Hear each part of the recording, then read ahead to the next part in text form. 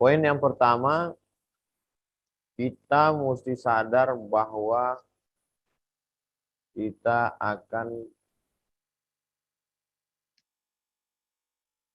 dasar sekali dalam Islam memahami bahwa hidup ini akan berakhir dan kita akan mempertanggungjawabkan segala perbuatan. Itu pelajaran yang mendasar. Ada sebagian orang memahami hidup ini lahir,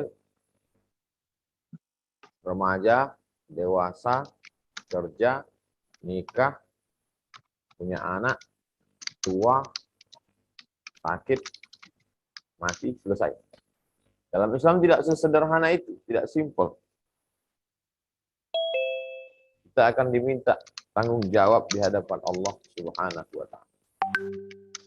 Jadi kalau begitu pemikirannya, nanti muncul rasa takutnya kepada Allah. Muncul, oh kalau begitu saya mesti bertanggung jawab terhadap segala perbuatan saya. Bahwa kita pernah buat silap, pernah buat dosa, kita minta ampun kepada Allah. Salat sunat taubat diawali dengan mandi taubat. Setelah itu salat sunat taubat. Yang tidak bisa ya bertayamum.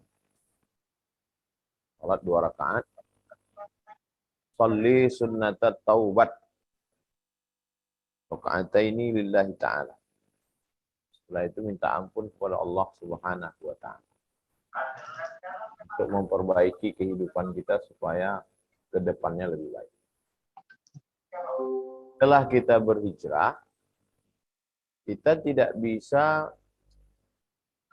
sendirian, mesti berjamaah. Jadi kalau di lapas masih ada pengajian, walaupun pengajian online, itu tetap ikuti saja. Bisa sholat berjamaah, bisa ngaji, kalapas perhatian. Ini nikmat besar, nikmat luar biasa. Kemudian tidak bisa kita beramal soleh sendiri-sendiri. Dalam Islam kita diajarkan untuk berjamaah. Sholat berjamaah, baca Quran berjamaah. Ada kalanya sholat sendiri, sholat tahajud, sholat qobliyah, sholat ba'diyah. Tapi kita dianjurkan untuk berjamaah. Jadi sahabat-sahabat di lapas, kalau bisa kumpul berjamaah, ini bagus. Yang bacaan-bacaan sholatnya belum baik, supaya diperbaiki. Al-Fatihah terutama. Tidak sholat sah kalau Fatihahnya tak betul. Bismillahirrahmanirrahim. Ada sebagian salah membaca Al-Fatihah itu rohnya tidak tasdid. Bismillahirrahmanirrahim. Bismillahirrahmanirrahim. Alhamdulillahi Rabbil Alamin. Mungkin kalau sholat subuh, maghrib, isya, selamat. Karena imam. Yang jadi masalah ketika sholat zuhur dengan asar. Atau sholat duha, atau sholat qobliyah, ba'diyah. Karena imamnya sir, lalu baca. Jadi walaupun kita sholat zuhur, sir, itu bacaannya itu tetap pakai nafas. Bismillahirrahmanirrahim. Alhamdulillah. Ar-Rahman. Malik. Itu membantu kekhusyuan. Sebab karena tidak ada bersuara, lalu kita baca cepat-cepat. Itu. Kalau mau membantu kekhusyuan, kita baca pelan. Wasta'inu bis-sabri was-shalah, minta tolonglah kepada Allah dengan sabar dan sholat. Sholat jangan sampai tinggal. Putus hubungan kita dengan Allah kalau sholat. Putus hubungan dengan handphone, putus hubungan dengan keluarga, putus hubungan dengan sholat. Sholatnya yang paling utama. Jangan sampai tinggal sholat. Jadi sahabat-sahabat, ada rencana Allah yang begitu indah.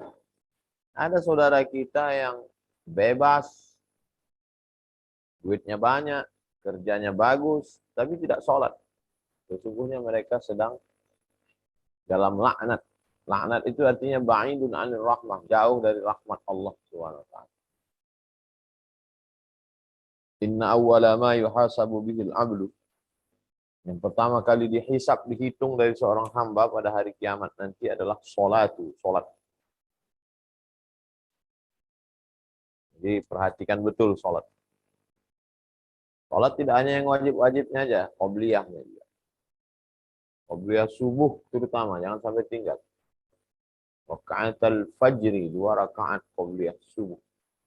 Khairum minad dunya wa ma fiha. Lebih baik daripada dunia dan seisi. Andai terlambat sholat subuh, tetap qobliyah. Jangan langsung sholat subuh. Lebih baik daripada dunia dan seisi. Ayat yang pertama, qul ya ayyuhal kafirun. Qul ya ayyuhal kafirun. Ayat yang kedua, rakaat kedua, qul huwallahu ahad. Salat. Aqrabu ma yakunul 'abdu min rabbih wa huwa sajid. Seorang hamba paling dekat dengan Allah ketika dia sedang bersujud. Fa aktsiru fihi du'a, perbanyaklah doa. Waktu sujud itulah perbanyak doa kepada Allah. Tapi tidak pakai bahasa Indonesia, pakai bahasa Arab. Kalau tidak bisa bahasa Arab, bahasa Indonesia, doanya di dalam hati. Jangan diucapkan. Subhana rabbiyal a'la wa bihamdi, subhana rabbiyal a'la wa bihamdi, subhana rabbiyal a'la wa bihamdi. Habis itu ngomong bahasa Arab. Habis itu ngomong bahasa Indonesia di dalam. Jangan dilafazkan di mulut. Sampai begitu kita beribadah kepada Allah Subhanahu wa ta'ala. Inna awwala ma yuhasabu bihil 'abdu yaumal qiyamah. Yang pertama kali dihisab, dihitung pada hari kiamat nanti adalah sholat. Kalau sholahat, kalau sholatnya baik, yang lain ikut baik. Kalau sholatnya rusak, maka yang lain ikut jadi rusak. Ini terkait dengan ibadah kepada Allah Subhanahu wa ta'ala. Karena iman itu tidak kelihatan. Iman itu di dalam. Untuk minabillah, iman kepada Allah, malaikatihi, iman kepada malaikat, wa kutubihi, iman kepada kitab-kitab, wa rusulihi, iman kepada Rasulullah, wal yaumil akhir, iman kepada hari akhirat, wa biqadri khairihi wa syarrihi, beriman kepada takdir.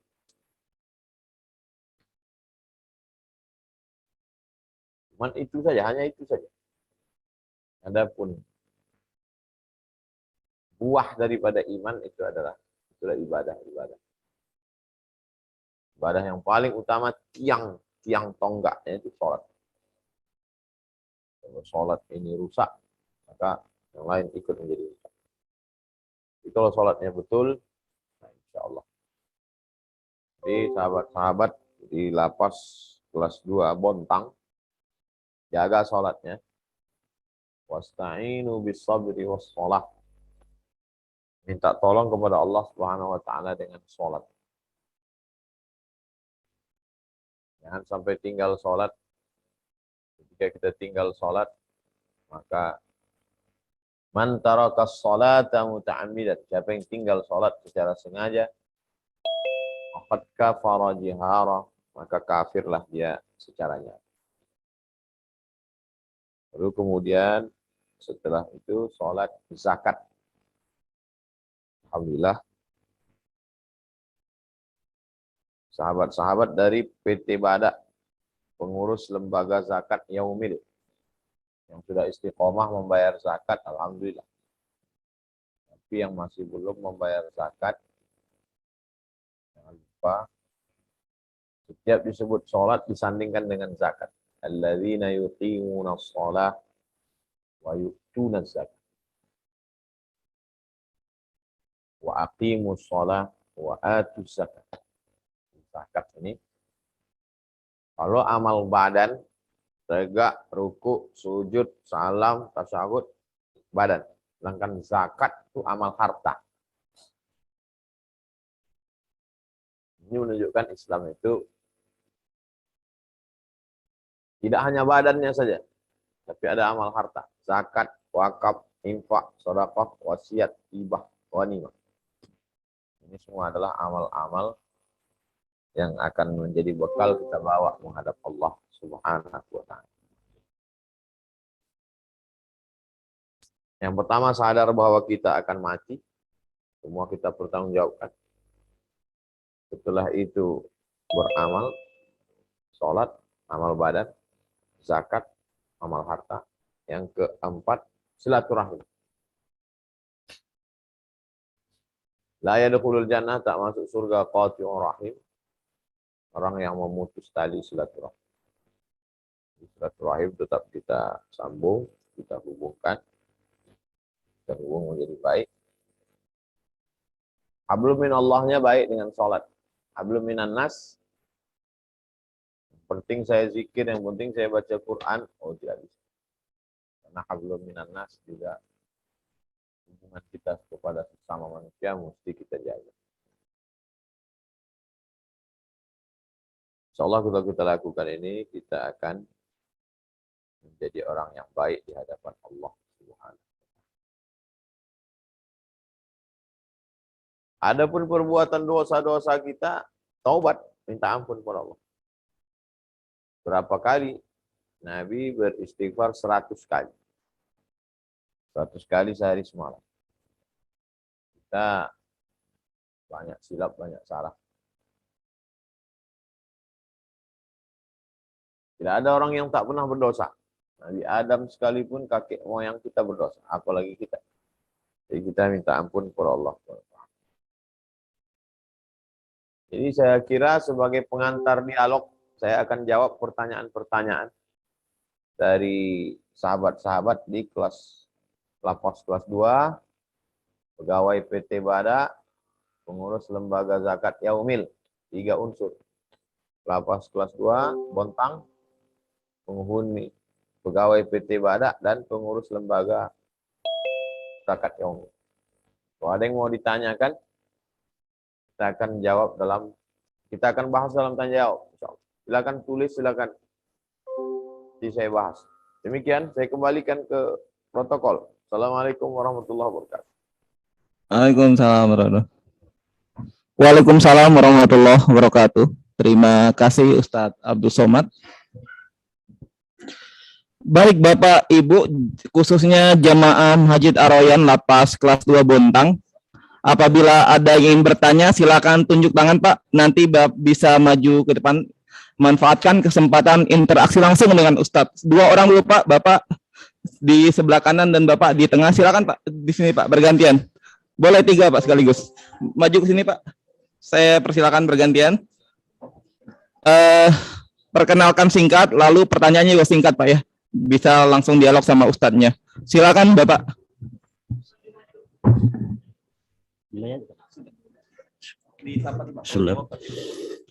Assalamualaikum warahmatullahi wabarakatuh, Pak Ustadz.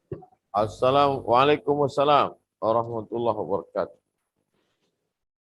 Saya bersyukur sekali kehadirat Allah Subhanahu wa taala di mana pada siang hari ini sempat dipertemukan dengan Pak Susas, adalah salah satu ustadz yang menjadi dambaan saya. Alhamdulillah. Untuk mempersingkat waktu, ada 2 pertanyaan saya Pak Ustadz. Ya. Sesuai dengan tema yang kita pada siang hari ini adalah meningkatkan iman dan takwa untuk menjadi insan yang lebih baik. Kiat-kiat apa yang harus dilakukan untuk menjadi sosok daripada seorang iman yang bertakwa dan beriman dan bertakwa. Yang kedua, kita ketahui bahwa Allah sangat menghendaki orang-orang yang bersyukur. Seperti apa sih sosoknya orang yang bersyukur itu? Itu aja 2 pertanyaan saya sudah. Terima kasih banyak. Assalamualaikum warahmatullahi wabarakatuh. Waalaikumsalam warahmatullahi wabarakatuh. Baik Ustadz, mungkin langsung dijawab dulu saja Ustadz. Baru kita lanjut ke pertanyaan selanjutnya Ustadz. Ya, Silakan Ustaz. dua pertanyaan. Bagaimana supaya kita beriman dan bertakwa? Yang pertama, kita sadar bahwa kita akan mati. Setelah mati, kita akan mempertanggungjawabkan segala perbuatan kita. Mata kita, lidah kita, telinga kita, tangan kita, otak kita, hati kita. Percaya kepada yang tidak nampak itu disebut iman. Tidak nampak malaikatnya. Tidak nampak ruhnya. Tidak nampak sorganya. Tidak nampak nerakanya. Tidak nampak Tuhannya. Itu disebut iman. Percaya kepada yang tidak nampak itu iman. Setelah percaya muncul rasa takut. Takut buat dosa. Takut pakai narkoba. Takut berzina. Takutnya itu takwa. Jadi kita selalu yakin bahwa kita akan mati. Kawan kita, ibu kita, bapak kita, saudara kita mati. Ada yang kena COVID dan mereka pergi, semuanya tinggal. Ini dengan cara ini meyakinkan diri. Setelah itu jaga sholat berjamaah. Jangan sampai tinggal sholat berjamaah. Karena kalau tinggal nanti kita lalai, kita lupa. Paksakan diri. Urus sholatmu, urus hatimu, urus pikiranmu. Hidupmu akan diurus Allah. Wa huwa yatawallas shalihin. Allah mengurus orang soleh. Solehkan matamu, solehkan mulutmu, solehkan pikiranmu, solehkan hati, solehkan perbuatan. Allah akan mengurus. Yakin dan percaya akan diurus Allah. Jangan terlalu sibuk mengurus yang tak bisa kita urus. Kita hanya disuruh mengurus mata, mengurus telinga, mengurus hidung, mengurus mulut, mengurus pikiran. Hidup kita diurus Allah. Ini tentang masalah kiat-kiat. Kemudian syukur itu seperti apa? Saya Abdul Somad bersyukur mata saya masih bisa melihat. Saya bersyukur masih bisa ngomong. Saya bersyukur masih bisa menyampaikan pengajian, bertemu walaupun dengan cara online dengan sahabat-sahabat di masyarakat binaan kelas 2 Bontang. Pernah sakit, kepala pusing, mata panas, tidak bisa berjalan, sakit, panas dingin, kena AC tak tahan. Jadi yang paling indah hidup ini adalah ketika bersyukur. Syukur masih sehat. Syukur masih hidup. Syukur masih bisa ngaji. Kalau kita kufur, kita tidak pernah merasa kurang. Kita tidak pernah merasa cukup. Kurang terus, kurang. Orang yang berbahagia adalah orang yang bersyukur. Siapa orang paling bahagia? Orang yang bersyukur. Orang yang tidak pernah bersyukur, dia tak pernah bahagia. Dia akan terasa terus, Tuhan tidak adil. Kenapa begini? Kenapa begitu? Mari kita syukuri nikmat sehat. Kita syukuri nikmat bersaudara. Itulah yang akan menolong kita. Itu terkait dengan kiat iman takwa dan syukur. Demikian. Wallahu a'lam. Baik, sebelum saya lanjutkan, informasi bagi jemaah akhwat warga binaan Lapas Wanita yang juga menyaksikan. Apabila ada pertanyaan disampaikan ke panitia, nanti panitia bisa menyampaikan ke sini ya. Dan juga jemaah yang melalui YouTube dan Zoom juga bisa mengetik pertanyaan langsung. Nanti akan kami bacakan apabila ada slot waktunya. Oke, selanjutnya tadi sudah ada Pak ya. Silakan Pak, dilanjutkan pertanyaan dan dialog dengan Ustadznya Pak.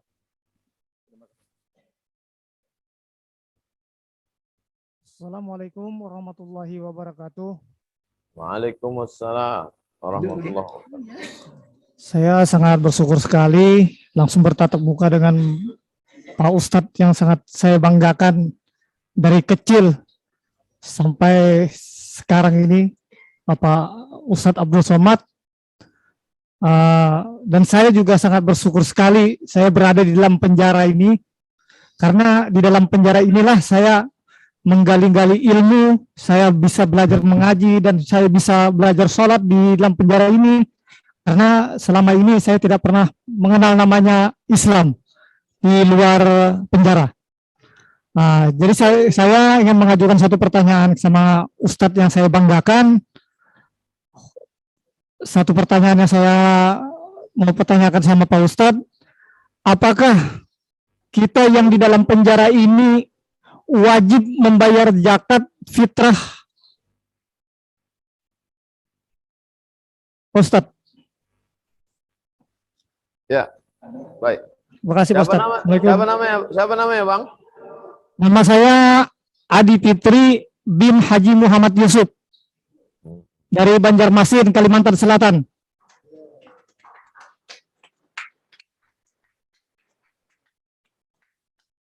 Bang Adi Fitri bin Haji Muhammad Yusuf.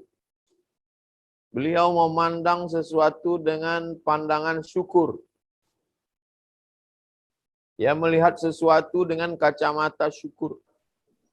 Dia bersyukur diberikan Allah kesempatan sehingga mengenal agama, ngaji, sholat. Selama ini dia tidak mengenal karena sibuk. Dibuat Allah berhenti sejenak. Jadi namanya saja penjara. Kita sesungguhnya tinggal di penjara yang besar. Ad-dunya sijnul mu'min. Dunia ini penjaranya orang beriman. Justru yang di luar ini banyak tidak bersyukur. Allah masih sayang dengan Abang Adi Fitri, diberinya kesempatan untuk bertaubat, untuk sholat sunat taubat, untuk ngaji, merenung sejenak, berpikir sejenak. Adapun kewajiban zakat fitrah bagi orang yang mampu. Adapun yang tidak mampu, tidak bisa cari nafkah, maka tidak wajib bayar zakat fitrah. Dia penerima zakat fitrah. Kalau abang-abang, saudara-saudara saya di lapas kelas 2 Bontang punya tabungan dipegang sama istrinya, anaknya, ada tabungannya, maka dia tetap bayar zakat. Zakat mal. Kalau zakat mal, kalau tabungannya lewat 85 gram emas. 85 juta. Itu kena zakat mal 2,5% setiap tahun. Adapun zakat fitrah, kalau dia punya beras yang cukup untuk dia, cukup untuk istrinya, cukup untuk anaknya, cukup untuk besok pagi tanggal 1 Syawal, maka malam itu dia wajib dia bayar zakat fitrah. Waktu wajib membayar zakat fitrah itu dari sejak mulai malam takbiran. Azan maghrib, Allahu Akbar, azan maghrib, sampai khotib naik mimbar. Jadi kalau azan maghrib jam 6, khotib naik mimbar besok jam 8, 14 jam. Misalkan waktu azan maghrib tidak ada beras, tak ada duit, tidak wajib. Tapi jam subuh besok ternyata banyak orang bayar. Ada yang ngasih 5 kilo, ada yang ngasih. Sekarang dia punya 1 karung. Maka sebelum khotib naik mimbar, dia wajib membayar dia wajib membayar zakat fitrah dia. Bayar zakat fitrah 3 kilo. Saya anjurkan bayar zakat fitrah 3 kilogram. Ada yang mengatakan 2,5 kilo, ada yang mengatakan 2,7. Saya membayar 3 kilo. Lebih kan bernilai sedekah. Demikian. Wallahu a'lam bishawab. Assalamualaikum warahmatullahi wabarakatuh.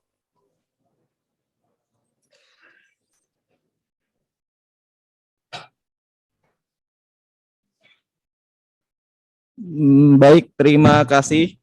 Selanjutnya izin membacakan Ustadz pertanyaan dari jemaah akhwat dari aula perempuan Lapas Bontang dari Ibu Hasneli Hamzah. Pertanyaannya adalah, Ustadz, bagaimana tipsnya menjadi beriman dan bertakwa?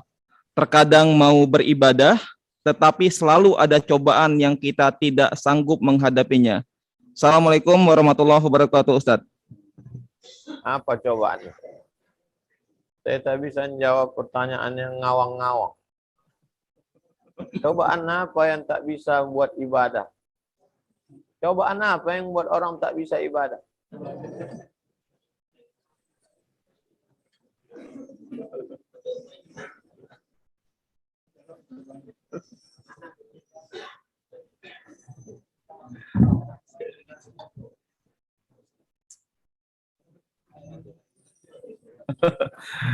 Iya.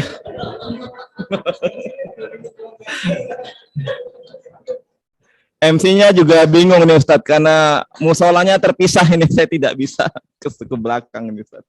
Tidak ada cobaan yang buat orang tidak bisa ibadah. Tunjukkan sama saya cobaan yang membuat orang tidak bisa ibadah. Tidak bisa apa tidak mau?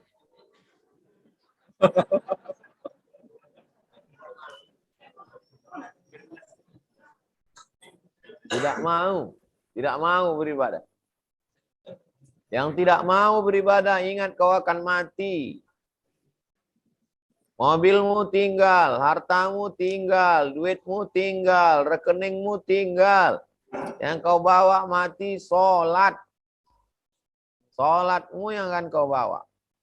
Tapi kau sibuk dengan kerjamu, sibuk dengan anakmu, sibuk dengan istrimu. Sementara anak istrimu tinggal. Kau tidak sibuk dengan sholatmu. Sementara sholatmu yang kau bawa. Sholat yang akan kau bawa, kau tinggalkan. Kerja yang tinggal justru kau bawa kemana-mana. Cara berpikirnya salah. Perbaiki cara berpikir. Salah mikir, salah ngomong, salah berbuat. Gara-gara salah berpikir. Tidak ada ujian yang membuat orang tidak bisa sholat. Oh, saya sakit, sholatnya duduk. Saya tidak bisa duduk, sholatnya berbaring. Saya tidak bisa berbaring, sholatnya telentang. Saya tidak bisa kena air, sholat tayamum. Tidak ada ibadah yang terhalang karena sholat. Saya musafir, supir, sholatnya dijamak. Tidak ada, kecuali tidak mau. Ada 1000 dalil bagi orang yang mau. Tapi 1001 dalil bagi orang yang tak mau. Kalau saya menceramahkan 1000 dalil, maka orang yang tak mau akan menolak dengan 1001 dalil. Kenapa dia jadi cerdas? Dia ditolong oleh setan. Wallahu a'lam. Demikian. Pak Baik. Protokol. Terima kasih Ustadz. Semoga bisa menjawab ya Ibu Hasneli Hamzah. Satu lagi Ustadz dari Lapas Wanita, pertanyaan kali ini dari Ibu Kasmawati. Ini pertanyaannya adalah, bagaimana menjaga iman kita tetap dalam keadaan tinggi? Kadang iman seperti handphone, di charger kadang full, kadang kosong.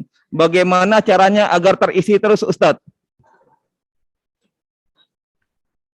Yang pertama, ingat mati. Ibu Kasmawati, ingat mati. Kalau ibu susah ingat mati, pesan sama keluarga, minta kirim gambar liang lahat, kirim gambar kuburan. Ingat mati. Pesan Nabi, uzkuru hazimal ladzat. Banyak-banyak kamu mengingat mati. Saya tiap bulan mesti melihat liang lahat. Kalau ada jamaah mati, saya antar ke kubur, saya tengok liang lahatnya. Karena tidak ada yang menceramahi saya. Pulang dari liang lahat, saya makin semangat beribadah. Yang pertama, ingat mati. Yang kedua, ngaji. Kalau ada pengajian di lapas, datang. Jangan sampai nggak ngaji. Alhamdulillah Pak Kalapas memberikan fasilitas. Terima kasih untuk keluarga besar, Lazis, Yaumil. Pertama ingat mati, yang kedua ngaji, yang ketiga berjamaah. Ada jamaah gaple, ada jamaah sholat, ikut jamaah sholat. Ada jamaah ketawa bohong. Ingat, kawan ketawa banyak. Kawan susah tak banyak. Kita sehat, dia sehat, enak ketawa. Kita punya duit, dia punya duit, enak ketawa. Tidak banyak kawan yang bersusah. Berjamaah. Setelah berjamaah, insya Allah istiqomah. 4 kuncinya. Ingat mati, ngaji, berjamaah, istiqomah, husnul khatimah. Ingat mati, ngaji, berjamaah, istiqomah, husnul khatimah. Kenapa tidak husnul khatimah? Karena tidak berjamaah. Kenapa tidak istiqomah? Karena tidak berjamaah. Kenapa tidak berjamaah? Karena tidak ngaji. Kenapa tidak ngaji? Karena tidak ingat mati. 5 sepaket. Ingat mati, ngaji, berjamaah, istiqomah, husnul khatimah. Itu Ibu Kasmawati. Terima kasih. Assalamualaikum warahmatullahi wabarakatuh. Waalaikumsalam. Baik Ustadz, masih ada waktu. Selanjutnya kami izin membacakan pertanyaan dari chat Zoom dari Bapak Anam. Ustadz, bagaimana cara menyeimbangkan atau mengatur antara bekerja untuk akhirat dan bekerja untuk dunia yang ideal, Ustadz? Demikian, Ustadz. Pekerjaan Bapak apa? Apa pekerjaan? Kalau pekerjaan Bapak sebagai pegawai di lapas. Bekerja sebagai pegawai di lapas. Bagaimana supaya dapat dunia, dapat akhirat? Ingatkan orang di lapas supaya sholat. Ayo lu, saudara-saudara, kawan-kawanku, ayo kita sholat. Ayo sholat, ayo sholat. Kau kenapa tak sholat? Aku belum pandai wudhu. Begini caranya wudhu. Ajarkan dia wudhu. Kau kenapa tidak sholat? Kainku cuma 1, kotor. Carikan kain di rumah. Kau kenapa tidak sholat? Aku belum pandai ngaji. Belikan Iqra. Dunianya dapat. Di lapas. Digaji sama Menhukham. Menteri Kehakiman Hukum dan HAM. Akhiratnya dapat. Walaupun kau saudaraku bukan ustadz. Tapi kau dapat pahala. Karena sudah mengajak orang berbuat baik. Dunia dapat, akhirat dapat. Apa kerjamu? Sebagai bupati. Kalau kamu sebagai bupati mau dapat dunia, dapat akhirat, bangun pondok pesantren. Bangun Islamic Center. Gratiskan sekolah untuk anak yatim dan duafa. Siapkan tunjangan untuk penggali kubur. Gaji guru mengaji dari maghrib ke isya. Dari mana gajinya? APBD. APBD tidak cukup. Kerahkan bayar zakat ke Basnas. 5 tahun jabatanmu. Bermanfaat dunia, bermanfaat akhirat. Kalau cuma dapat dunia, rugi. Akhirat tak dapat. Apa kerjamu? Kerja saya pedagang Pak Ustadz. Berdagang serius. Masuk waktu sholat, sholat. Cukup bayar zakat, bayar zakat. Sekolahkan anak yatim. Sedekah. Rezekinya berkah. Jangan sampai cuma dapat satu, yang satu tak dapat. Dapat dua-duanya. Di dunia hasanah, wa fil akhirat hasanah. Sempat-sempatkan. Sampai masanya nanti tak sempat. Gara-gara kerja sampai enggak sholat. Gara-gara kerja sampai enggak silaturahim. Gara-gara kerja sampai tidak makan. Rugi. Kerja ini tak cukup untuk bekal menghadap Allah. Mesti dengan amal soleh. Demikian. Wallahu a'lam. Baik, Ustadz. Alhamdulillah di sini jemaahnya sangat antusias, Ustadz. Tidak ada yang mengantuk, saya lihat. Saya di kode-kode juga. Tolong, saya ingin bertanya, Ustadz. Jadi mohon izin lagi, Ustadz ya. Ada pertanyaan dari jemaah Masjid Ar-Royan. Ya, silakan. Silakan Bapak. Satu lagi saya buka. Ada lagi yang ingin bertanya? Silakan maju, Pak. Ingin bertanya, Pak. Satu lagi, silakan, Pak. Dua ya. Silakan, Pak. Assalamualaikum warahmatullahi wabarakatuh, Pak Ustadz. Assalamualaikum warahmatullahi wabarakatuh. Waalaikumsalam warahmatullahi wabarakatuh. Nama saya Ashari Asgar bin Muhammad Ali Asgar. Singkat saja pertanyaan saya, Pak Ustadz. Saya salah satu nabi yang ingin menjadi insan yang lebih baik. Dan sebelum saya masuk dalam lembaga ini, lembaga pemasyarakatan ini, di luar saya sering menanyakan bagaimana ibadahnya kalau misalnya kita bertato. Jawabannya beragam, Pak Ustadz. Mungkin insya Allah saya dapatkan jawaban yang jelas dari Pak Ustadz. Terima kasih. Itu saja pertanyaan saya, Pak Ustadz. Assalamualaikum warahmatullahi wabarakatuh. Waalaikumsalam warahmatullahi wabarakatuh. Orang yang sudah terlanjur buat tato di tempat-tempat wudu, di wajah ada tato di sini, di tangan ada tato di sini, kepala dipasangnya tato di sini, di kaki. Maka ketika dia berwudu, air disiram, airnya sampai. Tidak ada ikhtilaf ulama. Orang yang bertato, airnya sampai ke kulit. Karena tatonya di dalam, bukan di atas. Kecuali tato anak TK, tato plastik. Ponakan saya pakai tato. Itu nggak masuk air, tato plastik. Artis-artis mau show, pasang tato plastik. Itu mesti dicopot karena airnya nggak masuk. Adapun yang di dalam sudah masuk ke dalam, wuduknya sah, tidak masalah. Alhamdulillah. Saudaraku yang sudah taubat, kalau dia mau sholat, sholat saja. Nanti kalau kalian keluar, kalian selama di lapas banyak menghafal ayat. Banyak hafal ayat, latihan jadi imam.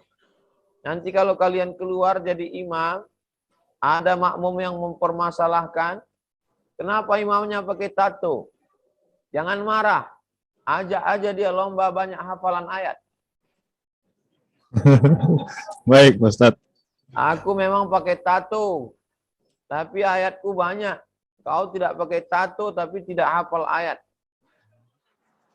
Jangan marah, jangan tersinggung. Mereka memang kulitnya tidak bertato, tapi hatinya bertato. Saudaraku, mungkin kulitmu bertato, tapi hatimu bersih insya Allah. Jangan ragu.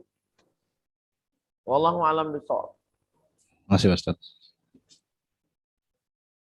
Baik, terima kasih Ustadz. Bapak silakan Pak, ingin bertanya kepada Ustadz Somad. Langsung Pak, silakan. Assalamualaikum warahmatullahi wabarakatuh. Waalaikumsalam. Langsung aja Ustadz, saya bertanya ini Ustadz. Apa hukumnya Ustadz apabila kita bersuci dalam WC? Itu satu. Yang kedua Ustadz, apa hukumnya sholat berjamaah yang dibatasi dengan jalan Ustadz yang tidak rapat dengan masjid? Maksudnya ada jemaah yang berpapasan dengan jalan yang tidak menyatu langsung dengan masjid Ustaz.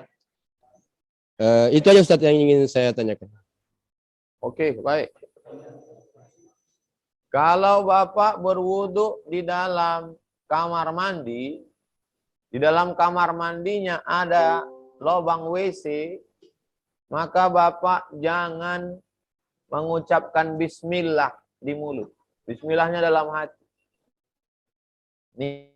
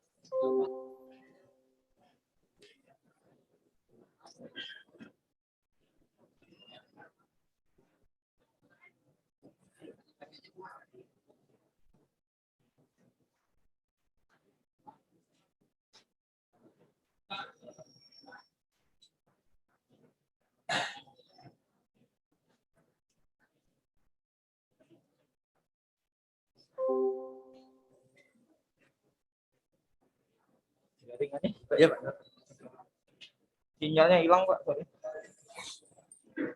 Kan barunya hilang.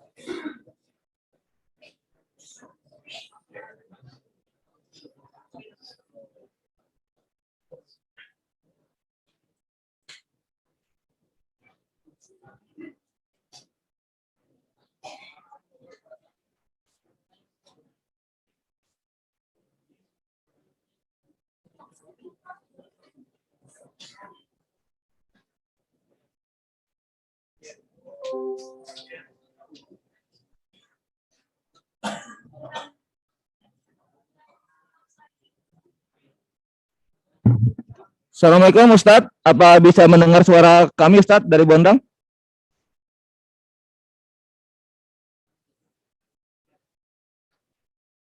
Masih gangguan jaringan ya sepertinya ya. Kami tunggu Bapak-Bapak, ada gangguan jaringan.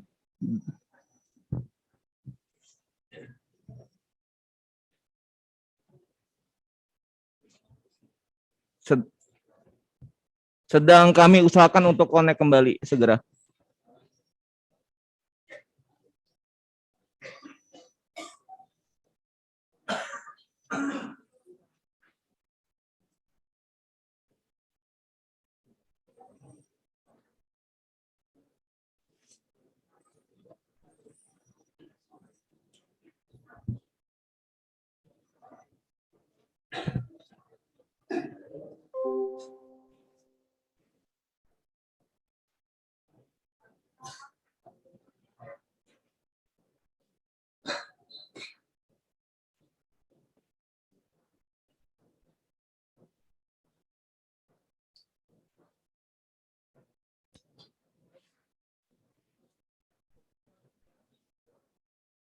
Tes.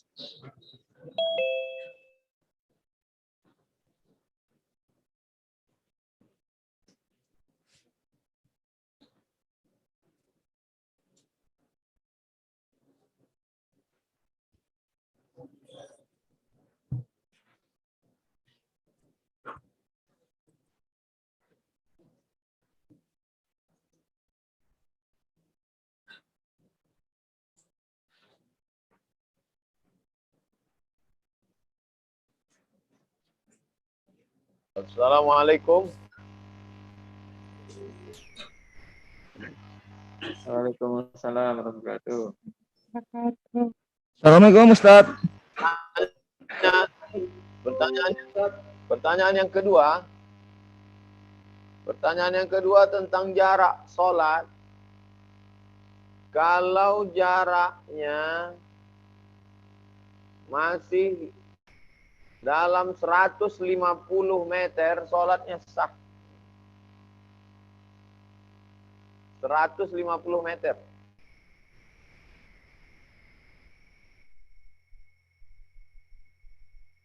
Jadi kalau sholat, tiba-tiba sholat Idul Fitri misalnya, jalan tidak bisa ditutup, mobil tetap lewat, lalu sholat orang di seberang, sholatnya tetap sah.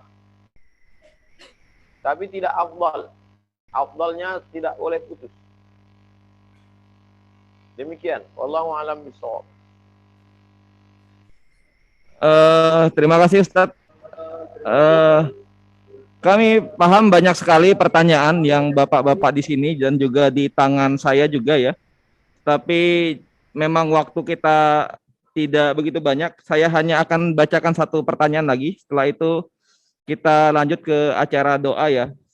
Izin satu lagi Ustadz dari jemaah Lapas Wanita. Yaitu pertanyaannya adalah bagaimana hukumnya seseorang yang bersedekah atau infak sementara harta yang ia dapatkan dari jalan yang tidak halal. Terima kasih Ustaz.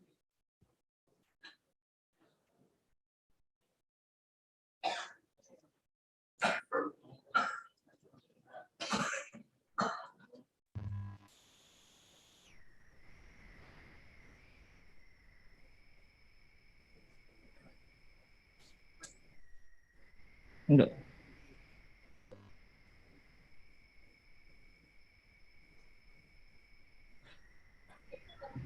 Halo Ustaz. Ya, Saya ulangi pertanyaannya Ustaz ya. Tadi seperti ada gangguan jaringan. Dari jemaah akhwat lapas, yaitu pertanyaannya, bagaimana hukumnya seseorang yang bersedekah atau berinfak sementara harta yang ia dapatkan dari jalan yang haram, Ustaz?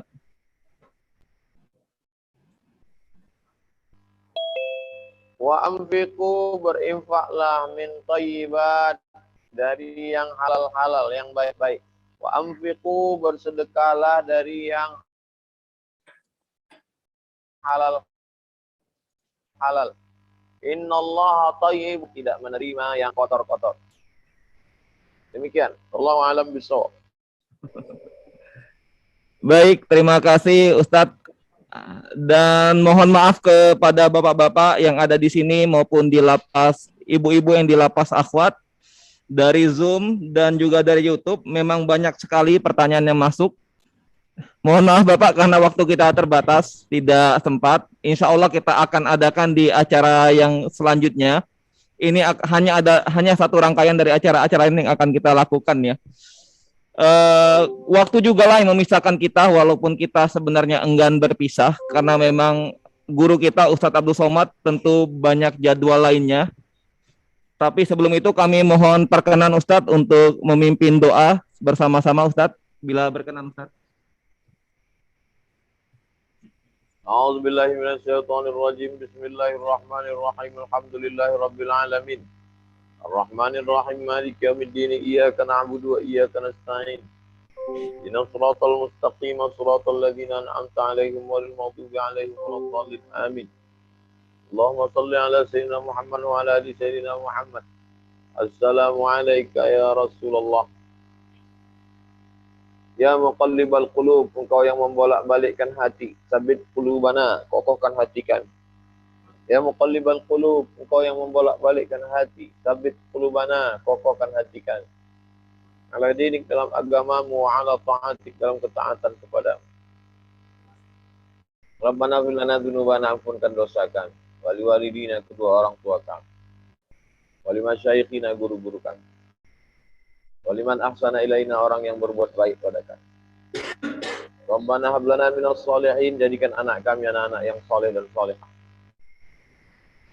Rabbana ftah lana abwabal khair, bukakan pintu-pintu kebaikan untuk kami. Wa abwabal rizqi, pintu rezeki. Wa abwabal barakah, pintu-pintu keberkah. Rabbana zalamna anfusana wa illam taghfir lana wa tarhamna lanakunanna minal khasirin. Allahumma akhtim lana bi husnil khatimah, tutup umur kami dengan husnul khatimah. Rabbana atina fid dunya hasanah wa fil akhirati hasanah wa qina adzabannar. Sallallahu alaihi wasallam Muhammad wa alihi wasallam. Walhamdulillah rabbil alamin. Taqabbalallahu minkum minna wa minkum taqabbal ya. Baik, dengan selesainya doa, selesai juga rangkaian acara kita pada hari ini. Mewakili Yaumil, LAS, dan juga Lapas, kami sekali lagi mengucapkan terima kasih pada guru kita Ustadz Abdul Somad.